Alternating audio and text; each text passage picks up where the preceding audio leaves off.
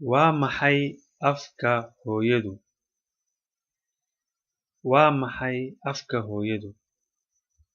Afka hooyadu waa luqadda ama afka hooyadu ilmaheeda ku anqariso.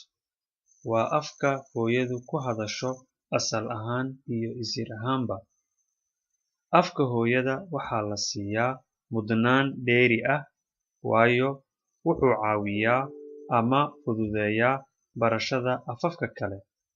Guud ahaan, afku waa awood iyo karti, waana weelka dhaqanka weeleeya isla markaana dhowra.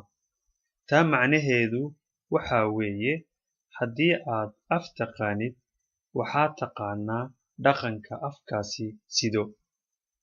Waxaa dhici karta qofku haddii uu barto afaf badan in uu noqdo qofaf badan.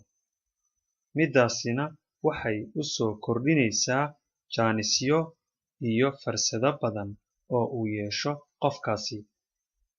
Bilmatel, haddii aad shaqo raadis tahay ood hal af taqaanid, deetana tartan la geshid qof yaqaana afaf badan, waxaa lagaa doorbidi oo la qaadani qofkaas kale waayo wuxuu buuxin karaa kaalin aadan buuxin karin af la'aan awgiis.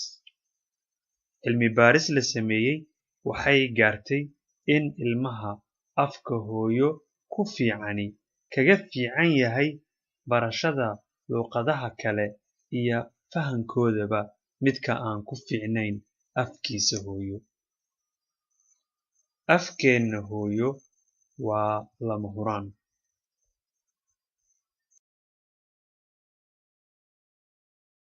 Akhri oo dhugo erayadan hoos ku qoran. Afka hooyo, isir, mudnaan, dheeri, fududeeya, dhaqan, weel, awood, karti, tartan, fursad, jaanis, qof, kaalin.